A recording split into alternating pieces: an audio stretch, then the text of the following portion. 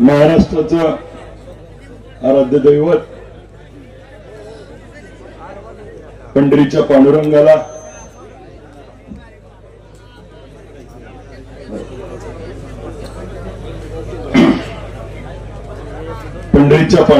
नतमस्तक होतो। आई माडेश्वरीस कनकांबा देवीस नतमस्तक होतो। आज कार्तिक एकादशी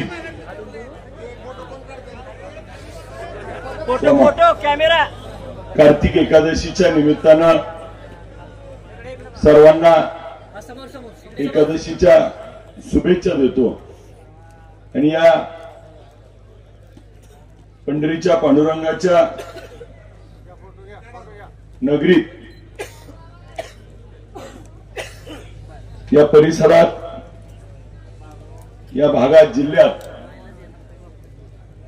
आपल्याला वास्तव्याला मिळालं हे आपल्या सर्वांचं नशीब आहे। आजच्या या 245 माढा मतदारसंघाच्या प्रचारासाठी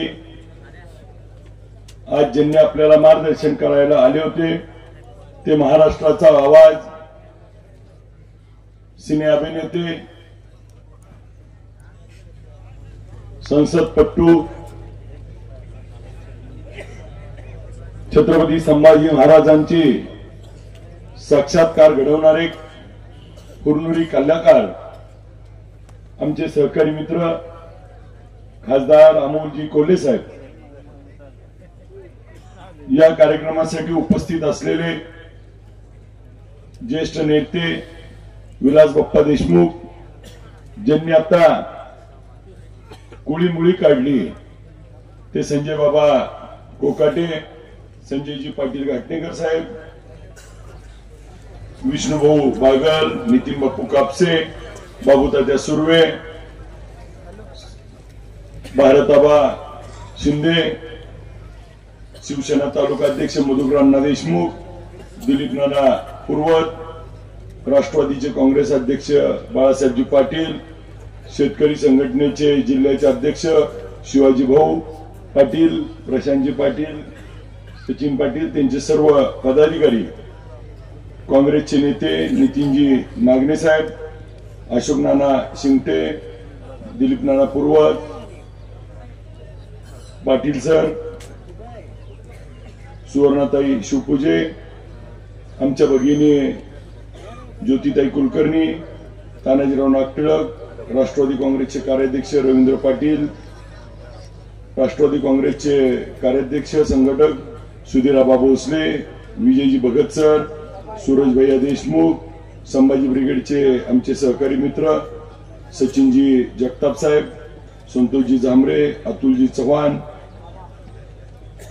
अनिसाताई शेख, पाटील सर, युवतीच्या जिल्हा अध्यक्ष ऋतुजाताई सुर्वे, मनीषाताई शिंदे, सरपंच नमिताताई अनपट, वनिताताई कुलकर्णी, विद्याताई शिंदे, अमोलदादा शेळके, घनश्याम नाना शिंगटे, अण्णा धोत्रे, ज्योतिराम झांबरे उपसरपंच, आम आदमी पार्टीचे मस्के सर,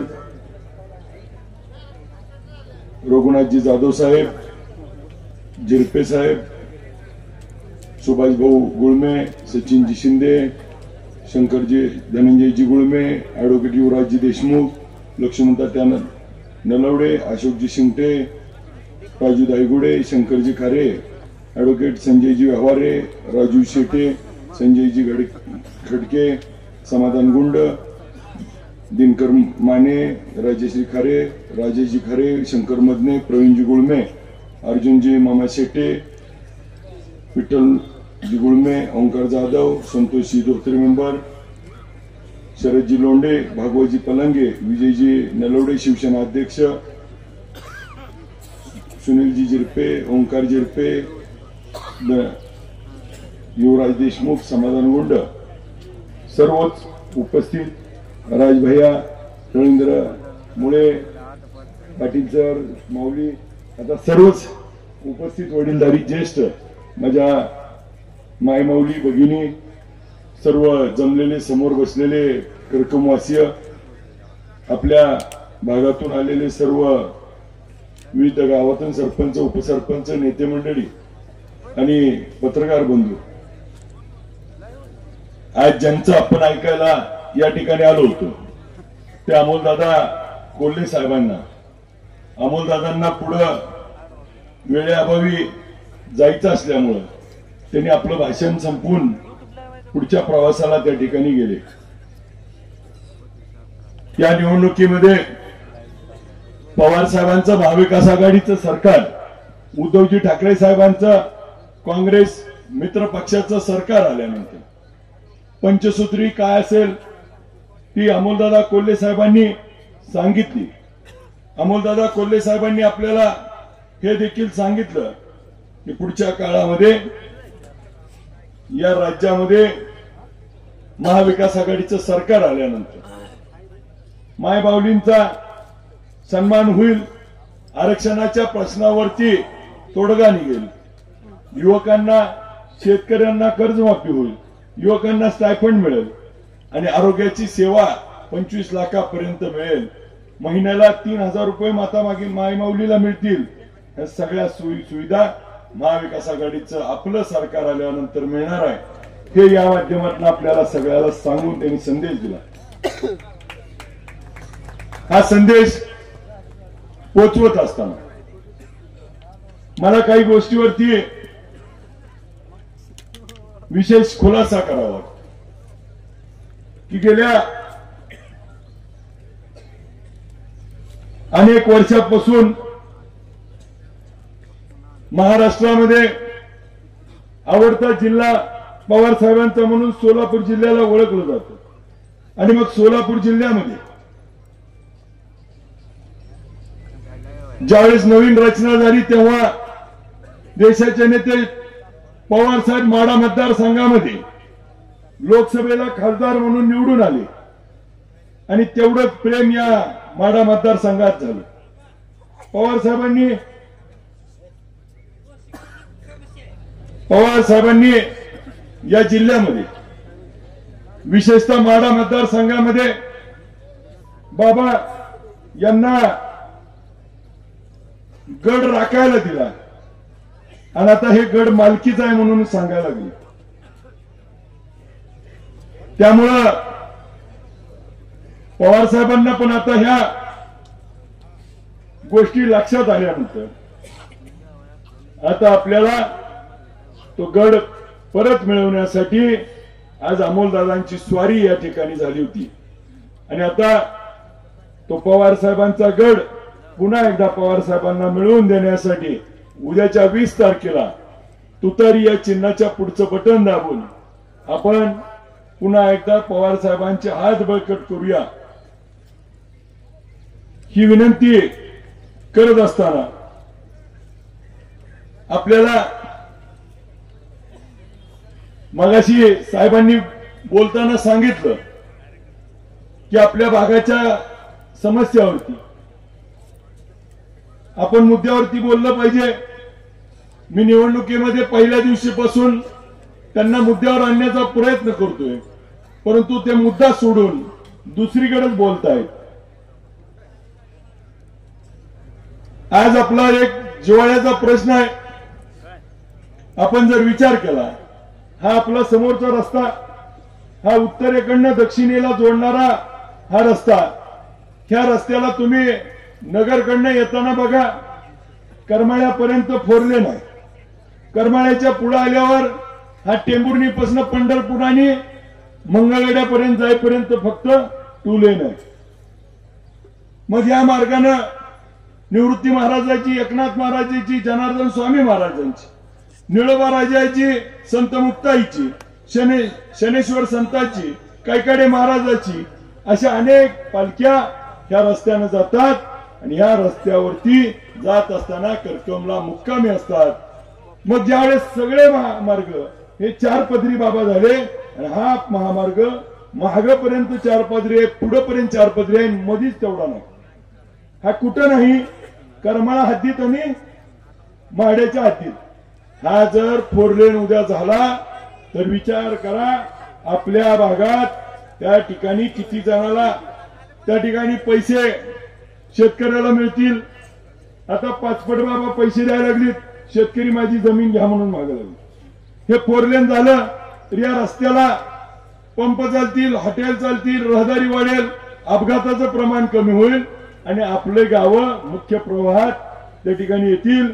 आणि आता पंढरपूरला जोडणारा हा 4 लेन होण्याची खूप मोठी आवश्यकता आहे. उद्या 20 तारखेला आपण निवडून दिल्यानंतर त्या ठिकाणी खासदार साहेबांच्या साथीनं पवार साहेबांकडे जाऊन बसून हा अपूर्ण असलेला महामार्ग 4 पदरी करण्याचा शब्द आम्ही तुम्हाला या ठिकाणी द्यायला आलो.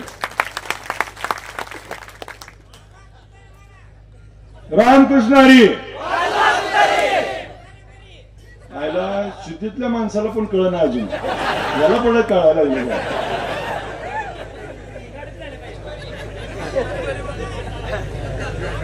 या गावात बाबा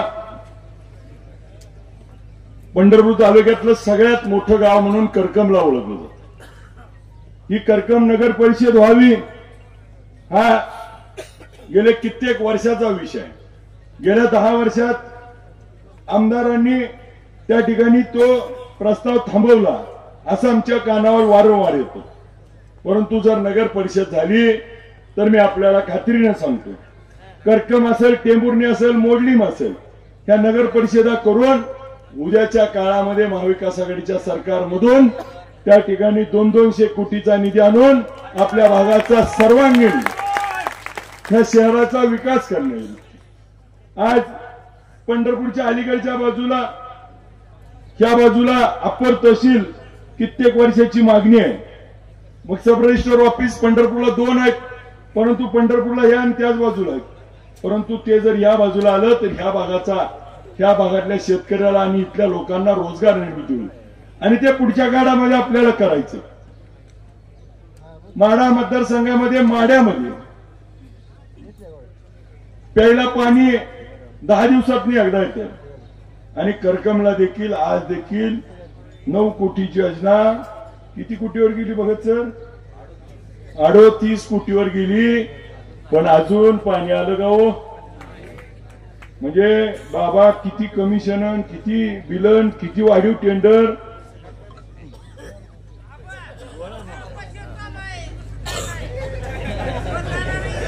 या गोष्टीचा विचार करण्यासारखी गोष्ट आहे की पाणी अजून आपल्याला मिळालं नाही. पुढच्या काळात आपल्याला पाणी या गावाला द्यायचंय.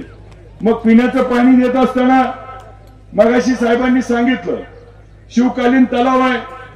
या शिवकालीन तलावामध्ये पाणी सोडल्यानंतर या भागाचा जो निम्मा भाग आज पूर्व भाग अडचणीत आहे पाण्या वाचून, त्याचा पाण्याचा प्रश्न सोडवायसाठी उद्याच्या काळामध्ये आपल्याला पाणी हे मोठ्या प्रमाणात त्या ठिकाणी सोडत असताना आजची परिस्थिती अशी आहे की मग मोडलीम असेल, आरण असेल, बैरागवाडी असेल, जाधववाडी असेल, परितेवाडी असेल, परित असेल, ह्या भागात पाणी आणण्यासाठी त्या आपल्याला अधिक एक गोष्ट करावं लागणार आहे. अधिकीची गोष्ट कोणती करावं लागणार आहे तर 123 टीएमसीचं धरण बाबा दर वर्षी मे महिन्यात त्या ठिकाणी आबा मायनस मध्ये जाते. त्यामुळे आपल्याला भीमा नदीवरती 10 मीटर उंचीचे बंधारे करून हायड्रोलिक पद्धतीचे 20 ते 22 टीएमसी पाणी त्यात साठवावं लागेल आणि सीना नदीवर देखील आपल्याला असे 10 मीटर उंचीचे बंधारे करून 4 ते 5 टीएमसी पाणी साठवल्यावर 25 ते 27 टीएमसी नितीन बापू पाणी अधिकेचं आपल्यावर साठणार आहे. जे आज पावसामुळे वाहून जाते हे पाणी ज्यावेळेस साठेल त्यावेळेस धरणात आपल्याकडे अधिकीचं पाणी शिल्लक राहील आणि आपल्याला शेवटच्या माणसापर्यंत पाणी पोहोचवण्यासाठी आपल्याला पुढच्या काळामध्ये नदीवरचे बंधारे करून अतिरिक्त पाणी करावं लागणार आणि हे पाणी शेवटच्या माणसापर्यंत पोहोचवावं लागणार आहे. आणि हे पाणी पोहोचवत असताना मी आपल्याला पूर्वी आपण ऐकून आहे की करकमला बाबा 70-80 हजार रुपये खर्चून सर्वेची पोरं पाठवली होती आणि पाणी येणार म्हणून सांगितलं. आलं गाव पाणी? खराय 6 टन म्हणा. त्या आपल्याला खात्रीनं सांगतो की साहेब आपण पुढच्या काळामध्ये आपण 20 तारखेला तुतारी वाजवणाऱ्या माणसाच्या पुढचं बटन दाबून द्या. खात्रीनं मग मोडलीम असेल, आरणचा काही भाग राहिलेला असेल, बैरागवाडी असेल, जाधववाडी असेल, आपल्याला परितेवाडी, परिते, करकम, ज्या ज्या भागात आपल्याला पाणी पोहोचवायचं ते पाणी आपल्यापर्यंत पोहोचवण्याची जबाबदारी आम्ही सगळे नेते मंडळी या ठिकाणी घेऊ आणि ताकदीनं पाणी आपल्यापर्यंत पोहोचूया. आपल्या करकमला असेल, माढ्यामध्ये असेल, टेंभुर्णीत असेल, मोडलीमला असेल, बस स्थानकाची अवस्था त्या ठिकाणी खूप बिकट आहे. उद्याच्या काळात ही सगळी बस स्थानकं सुसज्ज करून आपल्याला त्या ठिकाणी आकर्षक करून तिथं आलेल्या लोकांची सोय करण्यासाठी आपण त्या ठिकाणी विशेष निधी आणूया. हे विशेष निधी आणत असताना आपल्याला 19 गावाचं मंडळ आहे, पण आज असून नसल्यासारखं आज या भागाचा विषय आहे. इथं बालगोपाल 25,000 लोकसंख्येचं गाव आहे. इथं मनोरंजनाचं कोणतंही साधन आज करकम भागात उपलब्ध नाही. ते उद्याच्या काळात आम्हाला करायचंय. यासाठी आपल्याला मगाशी साहेबांनी सांगितलं की आपल्याला आठवत असेल 1985 ते 90च्या कालखंडामध्ये करकम परिसरामध्ये देशाचे नेते शरदचंद्र पवार साहेबांनी नितीन बापू पहिलं कोल्ड स्टोरेजचं उद्घाटन इथं केलं आणि मग या भागात शेतकरी द्राक्षाचा मोठा उत्पादक आहे. आपण देखील द्राक्षातले तज्ञ आहात. द्राक्ष असतील, बेदाणा असेल, याच्यावरती ग्रेडिंग पॅकिंग सेंटर आपल्याला ड्रायफ्रूटच्या माध्यमातून हा बेदाणा द्राक्ष आपल्याला जगभरामध्ये पोहोचवत असताना आपल्याला भारतातली देखील बाजारपेठ उपलब्ध करून शालेय पोषण आहारामध्ये बेदाण्याचा समावेश केल्यास ह्या बेदाण्याचा दर देखील आपल्याला उंचावू शकतो. आणि हा आवाज बोलण्यासाठी उद्या मला संधी द्या. मी आपला आवाज बेदाण्याचा, द्राक्षाचा विधानसभेत घुमवतो. आणि मग सरकार पवार साहेबांच्या विचारात आल्यानंतर शेतकऱ्याचा जाणणारा नेता आहे. त्या जाणणाऱ्या नेत्याकडनं हे सगळे प्रश्न आपल्याला पुढच्या काळात सोडवता येतील. मग कृषी उत्पन्न बाजार समिती असेल, उपकेंद्र असेल, अप्पर तहसील असेल, नगर परिषदेची स्थापना करायची असेल, कनकांबा देवीचं त्या ठिकाणी आपल्याला तीर्थक्षेत्रातून विकास करायचा असेल, ह्या सगळ्या गोष्टी करण्यासाठी करकमच्या सर्वांगीण विकासासाठी उद्या माझ्यासारख्या एका तरुणाला संधी द्यावी ही मी विनंती करतो. करकम आणि करकम परिसरातील प्रत्येक गोष्टीला विशेष लक्ष देऊन आपल्या भागाचा सर्वांगीण विकास करण्याची भूमिका आम्ही या ठिकाणी मांडतो.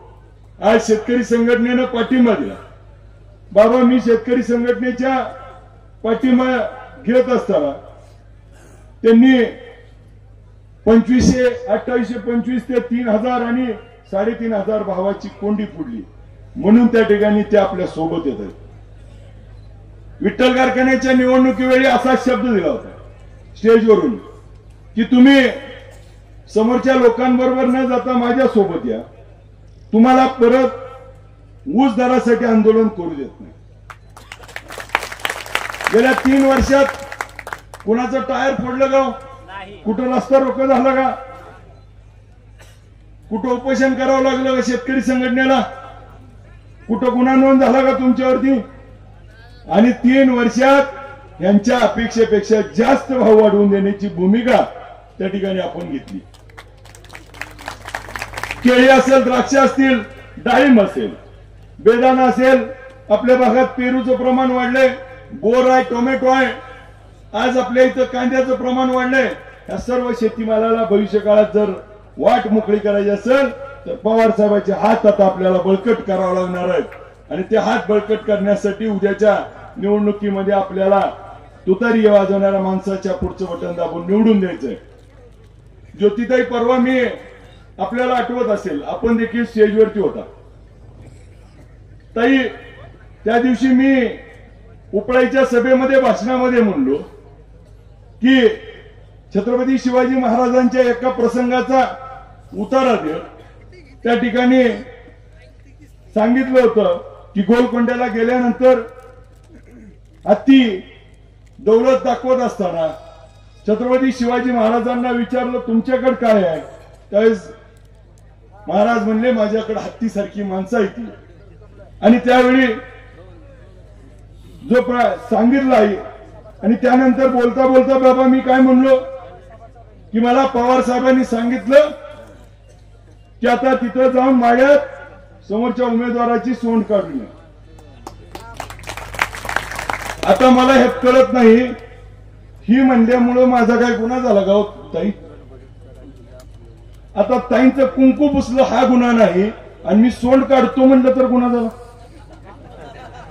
करकम पोलीस स्टेशनला गेली ती ताई माझ्यावर गुन्हा दाखल करा त्यांची कार्यकर्ती. आणि मी बोललोय कुणाला उमेदवाराला आणि म्हणते दादाला बोललो. आता लाईव्ह आहे का नाही ती. माझ्या समोर उमेदवार कोण आहे रणजित भैया शिंदे. त्याची सोंड काढणार का मी दुसरं काय नाव घेतलं होतं. बर तो अलंकारिक आहे. मग माझा विषय काय आहे की ताईंच्या कपाळाचं कुंकू पुसलं ही मी 10 वेळा म्हणलो. मग का गुन्हा दाखल केला नाही. का त्यांना न्याय दिला नाही. का तुमच्या प्रचारात तुमच्या मेहण्याला पुढे पुढे मिरवताय. का त्याला तडीपार केलं नाही. का त्याला आपल्या इथं गावगुंड म्हणून आमच्या लोकांना स्टेटस ठेवला तर दम द्यायला सोडताय. ह्याचं उत्तर देखील उद्या तुम्ही द्या.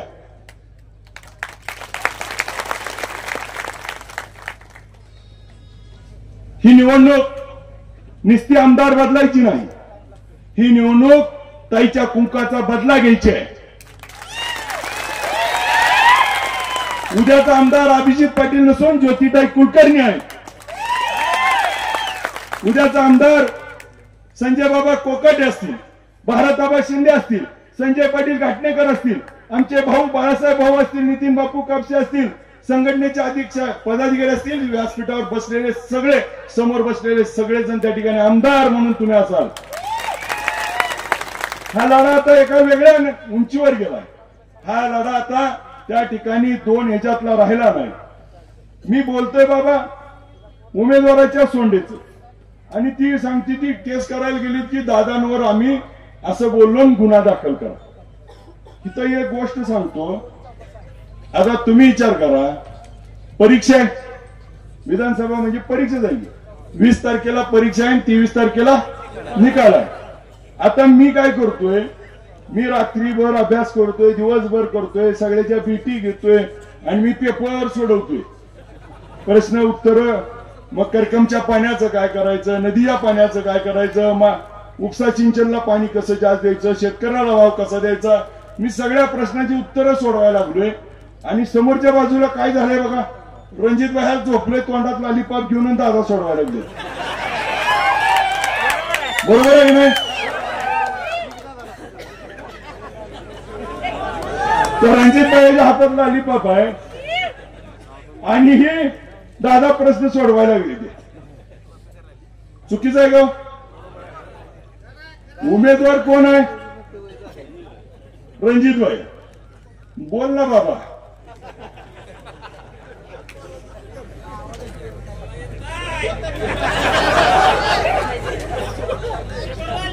मला या निमित्तानं आपल्याला सगळ्याला सांगायचं या निवडणुकीमध्ये अख्ख्या महाराष्ट्राचं लक्ष हे माढा विधानसभा मतदारसंघावरती लागून राहिले. एका बाजूला 30 वर्षाची बलाढ्य शक्ती आहे आणि त्या बलाढ्य शक्तीला परवापर्यंत छुपा असलेला महायुतीचा पाठिंबा होता. आता कालच्या कृतीनं बाबा तो आता उघड झालाय. मग महायुतीचे आता जो उमेदवार किती आहे तो महाविकास आघाडीचा आपण एकटे महायुतीचे किती आहेत 2 नाही. 2 नाही. जी महायुतीचा पहिला उमेदवार होता ती डमी आहे आणि जी मागे राहिलेला ती आता पुढे आलाय. त्याच्यामुळं उद्याचं मतदान करत असताना सगळ्यांनी एक गोष्ट लक्षात ठेवावी, ही फाईट आता फक्त दोघात आहे. आपलं मत बुडवू नका, मत वाया घालवू नका, नको त्याला मत टाकून उपयोग करू. त्याचं उदाहरण बाबा, लोकसभेमध्ये आपल्याला फटका कशामुळे बसला साताऱ्याच्या जागेला? त्यांचा डाव होता अभिजित पाटलाच्या नावावर सगळं अर्ज, आणि त्याला खून दिलती त्यांनी सगळ्याला पिपाणी, पण आता त्याला ट्रम्पलेट म्हणते. परंतु ती पिपाणी देऊन, आणि मग मगाशी जी बाबा तुम्ही खऱ्यांचा पाठिंबा घेतला त्यांची ती खून आहे पिपाणी आणि ट्रम्पलेट. म्हणजे आता दोन भाग नाही, ते आता त्यांचा बी पाठिंबा आपल्यालाच आहे, आणि ते देखील आता आपल्या सोबत काम करणार आहेत. ह्यांचं सगळं डाव फेल चालले, ह्यांच्या सगळ्या योजना त्या ठिकाणी हा पंढरीचा पांडुरंग वरून बघतोय, आज एकादशीचा आपल्याला आशीर्वाद देतोय, आणि त्यांना त्यांची जागा दाखवल्याशिवाय सोडणार नाही. ह्या निवडणुकीत आपलं मत हे फक्त तुतारी वाजवणाऱ्या माणसालाच निवडून येणाऱ्यालाच द्या. आपलं मत वाया जाणाऱ्याला वाया घालवू नका. ही निवडणूक 2 नंबर सगळ्याला ह्यांना सुद्धा कळतं बघा, तिथल्याला तर आता पक्क कळलं असेल.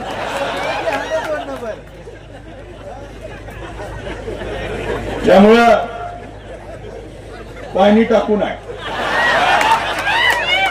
आपल्याला सगळ्याला या कर्कम भागामध्ये मुस्लिम दफनभूमीचा विषय असेल,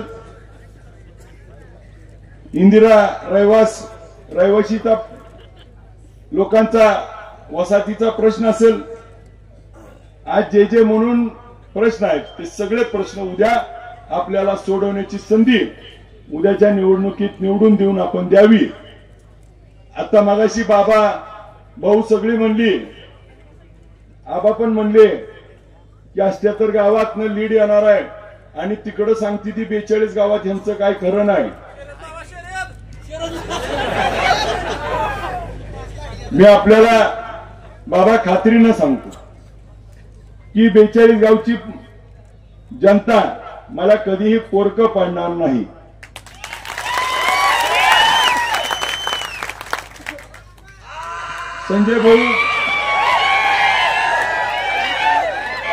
संजय भाऊ परवाचा एक किस्सा म्हणून सांगतो. आता बाबा तुम्ही सगळेजण माझ्या पाठीला आहात. तुमच्यातला एक गुंड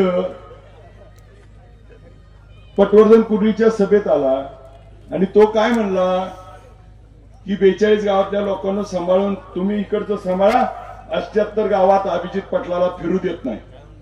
मला सांगा, हे आवडलं का आपल्या लोकांना? आपण कधी म्हणलो का 15 वर्षात ह्यांना आपण असं कधी बोललो का? मला सांगा, तुमच्या अभिजितला आबाला असं बोललेलं पटतंय का तुम्हाला? ही योग्य आहे का? लोकशाहीनं बाबासाहेब आंबेडकरांनी आपल्याला अधिकार दिला, त्या घटनेनुसार मी निवडणुकीत अर्ज भरला, पवार साहेबांनी तिकीट दिलं, सर्व नेते मंडळींनी पाठिंबा दिलाय, तुम्ही जनता माझ्या सोबत आहात. आणि ही लोक काय म्हणतात, ही बघून घ्यायची भाषा ही शोभणारी आहे का? आपल्याला आवडती का? त्या गोष्टीचा बंदोबस्त उद्याच्या 20 तारखेला आपल्याला करायचा.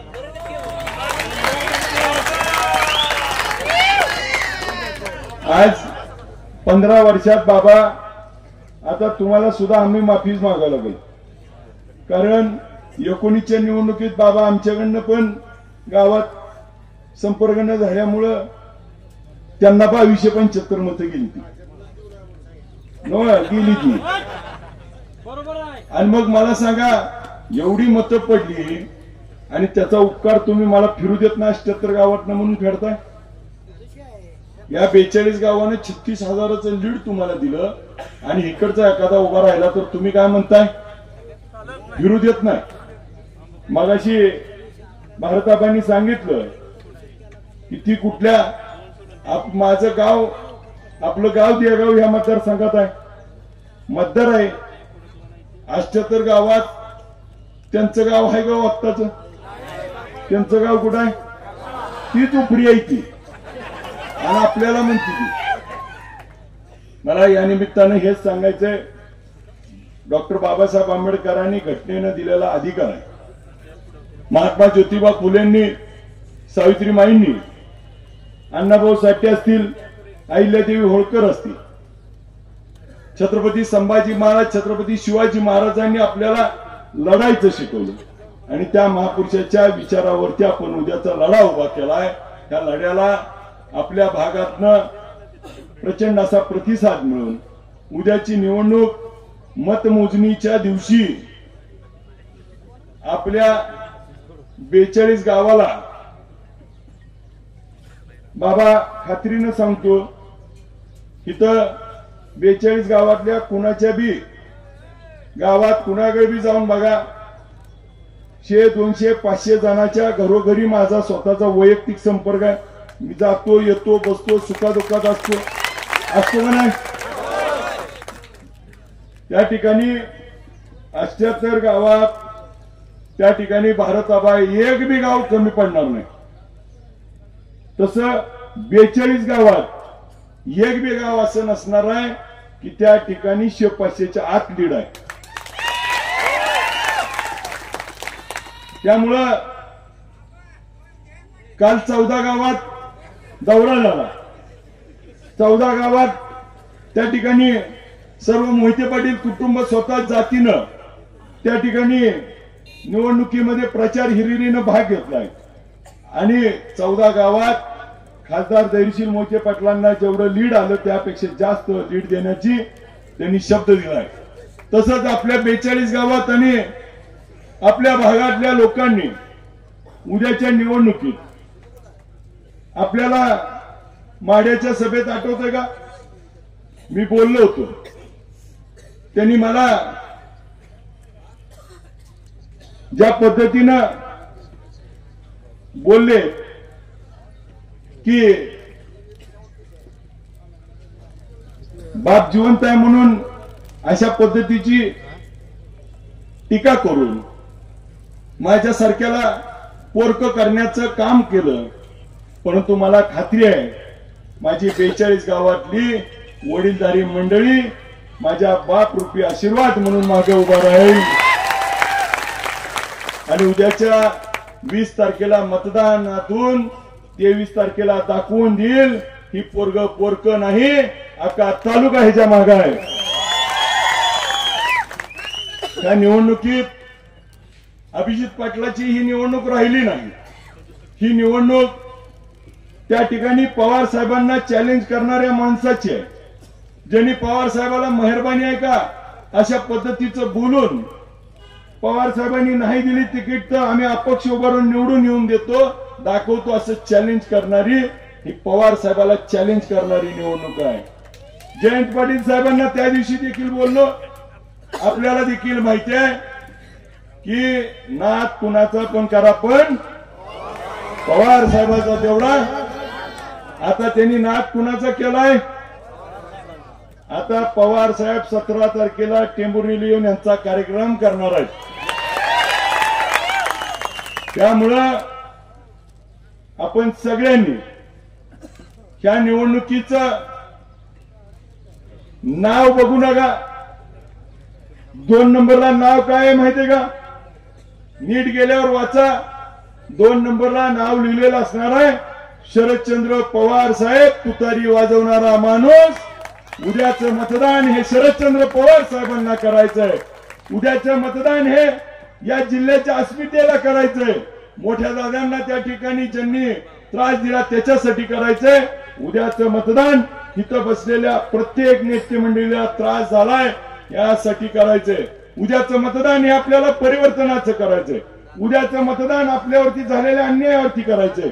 उद्याचं मतदान हे आपल्याला मेरिट वरती करायचंय. मी तुम्हाला मत मागत असताना मगाशी आबांनी सांगितलं, आता एखाद्या वर्गात बाबा 50-60 पोरं असतील, सगळीच पहिला येते ती गाव, जी हुशार असेल तीच येतं की नाही. त्यामुळे मी हुशार असेल तर मला मतदान करा आणि ढला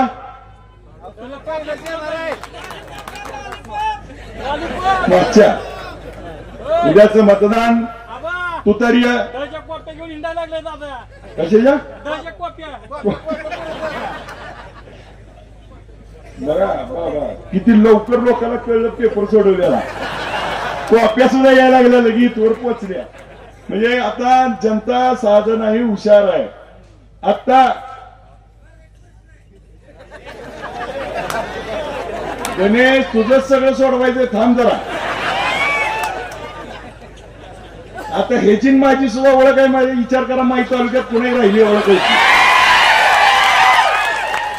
की गणेश सरडेस वर्षाचा आहे का नाही संजू. हा गणेश गायकवाड माहिती आहे बस बाबा.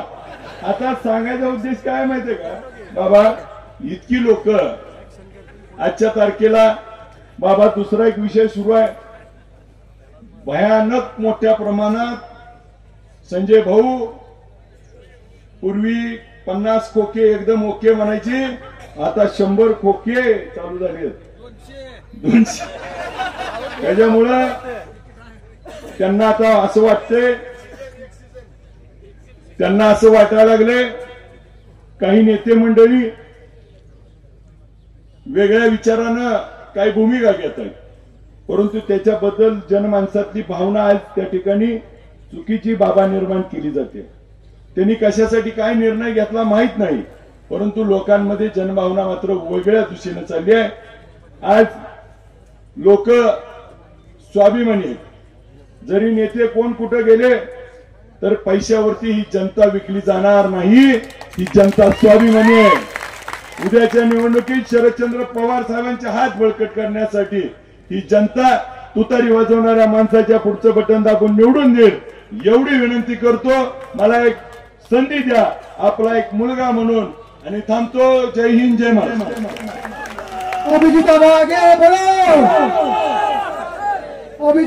बेधडक आणि रोखठोक बातम्या पाहण्यासाठी करकम सुपरफास्ट न्यूज चॅनलला सबस्क्राईब करा व बेल आयकॉनवरती क्लिक करून नोटिफिकेशन ऑन करा.